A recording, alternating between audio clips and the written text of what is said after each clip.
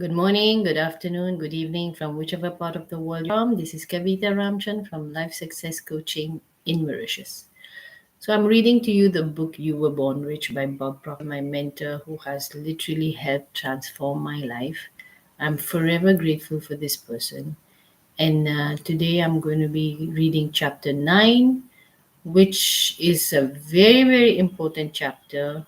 All the chapters are important, but this one is more important for, let's say, people who have gone a little, backwards in life and they're still trying to catch up with life. So, for those people, this session is very, very important. Like when I was stuck on a hamster's wheel and I felt like life was dragging me backwards, I realized that I was actually thinking in reverse, and that's why life was dragging me back. And I switched my thinking to thinking forward, and life started, and I caught up with life. So I don't know if there's anything more phenomenal than that. So the name of the chapter is Don't Think in Reverse, right? And let's continue.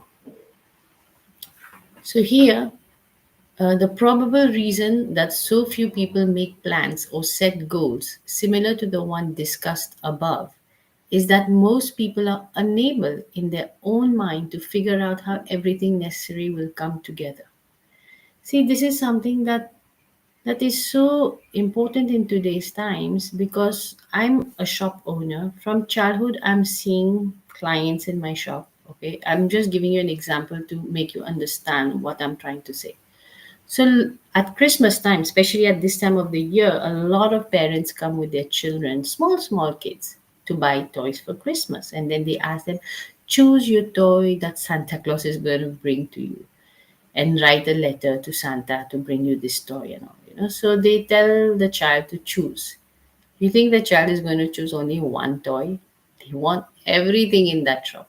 They say, I want this, I want that. They're so confused because there's so many toys in my shop that the children go, and every day I hear kids crying leaving my shop because, they want the toy. And at that time, their parents tell them something, and mostly parents say that to their kids. Uh,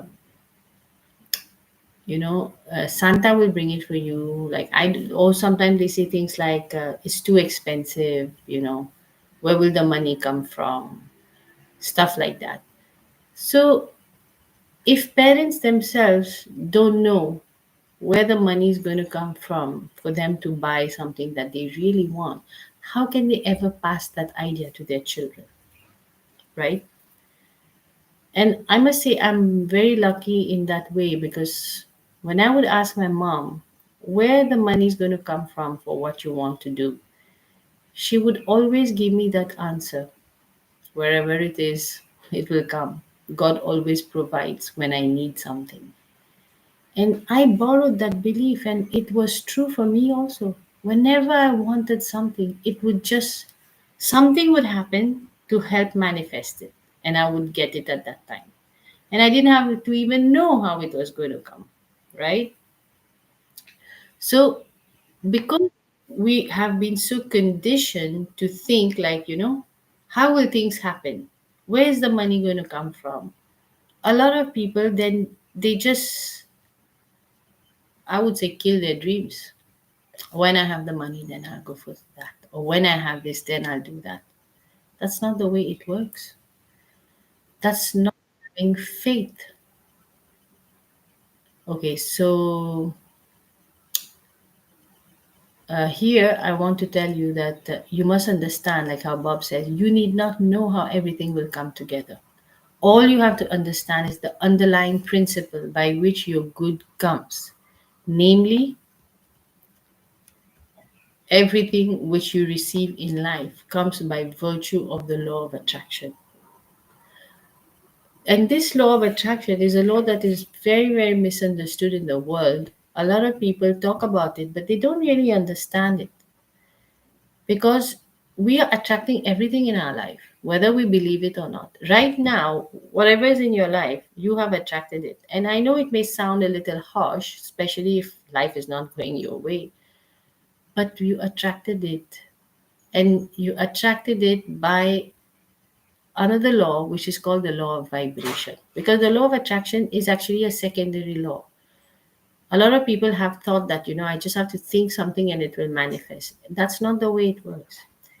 You have to believe it to the core of your heart that you have received it. Then only by the law of attraction you will attract it. And I like to talk about the law of assumption more than the law of vibration. You have to assume the feeling of the wish fulfilled, because it's feeling that's the real secret, not thinking. It's feeling. And kids, they don't think much when they want something. If they've seen toys, I want that, I want that. They don't think more than that. So he takes an example over here, this Paul Hutsey story, which is discussed also in chapter 3. Now, if you've missed my previous sessions, you have to go to my playlist, and even some two chapters are on my Facebook Live. So this is where we have to, uh, what I was going to say. You can go and check out my this thing, my live. Just give me a minute, guys. Okay, so let's continue. Paul Hudsey's story is an excellent example of a conscientious, intelligent, hardworking person who was attempting to do something which was tantamount to a person jumping off the front porch of his home and then expecting to land on the roof. You know that this is never going to happen. Yet Paul had spent 20 years, number one, letting the sales sheets in his office control the image that he held of his operation, and number two, attempting to improve the results he was getting through sheer force of will, dogged determination, and long, hard hours of agonizing toil. You see, Paul was a very straight guy, very, very conscientious, like he says. But then he was letting his sales results dictate that this is how much he is going to make. And every year, maybe he'll make a little more. Now, everybody, even I was like that. Everybody, by doing all these things, will improve their results to some degree, but they will never witness a dramatic improvement in their results until they have first altered the image which they are holding in their mind's eye. Paul Hutsey is a prime illustration of a person who fully believed he was looking ahead when in actual fact he was guilty of thinking almost completely in reverse. For he spent the vast majority of his time consciously focusing on present results, present thoughts, and present images. You see, your present is already created. Tomorrow is not yet here. But in the present moment only can you create your future. Isn't that a phenomenal concept? And that's why we say now is a present. It's a gift, the now moment, because it's now that everything is being created. Everything is happening now. What results you're getting today happened because of something you thought of in the past, sometime in the past. Nobody knows how long is the gestation period between a thought and its manifestation. No one knows that. But we all know that we have the power to create the life we want, and that can be done now. Isn't that good to know that you have the power right now to change your future? And if you don't do something different and learn how to do that, then how are you going to do it?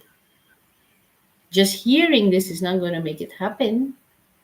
You have to have that determination, that will, that develop your imagination. Like we have the tools. As a coach, I have the tools that I teach my students to take control of their reality and change it. Take back the power from what they've created and apply their power to create a new reality. That's so amazing. If you have been guilty allowing your sales sheets, your bank account, or the x rays the doctor takes of your body Control the way you feel, think, or view your sales, financial position, or health. I can assure you that just as certain as it's going to get dark tonight, there will be not any marked improvement in your life in any of these areas. On the other hand, if you will let the present physical results serve only as an indication of the images which you have been holding in the past, and then you proceed by virtue of your own higher mental faculties to look into the bright future and to build an image of the good that you desire, just as Patty and Paul did, you will see your image materialize. But again, as long as you continue to let your present or past results control your thinking process, you will never live to see your dreams come true. This is so important. So important that you want to start applying this today. And I know it's not going to be easy because I've gone through it. It's not as easy to stay in your visualization of a future when your past is grabbing your attention in all ways. It's not easy to break free from that. It's like a mental prison, I call it. Especially the older we get, the more we've been conditioned to live that way, the harder it gets to break free from there. But children get it very fast. And that's why I always say that I I coach people who are young at heart. No matter how old you are, if you still feel that you are young and you can do, that's all you need to know. I can do it. I will do it. I want it. And you don't let your age come in your way. And you see how fast you start to change your results. So I'm going to leave you here today. I hope this has brought some kind of aha moment to you because it did for me and that helped me change my life. I came out of 7 years of depression, which I've said so many times. And it was like, wow.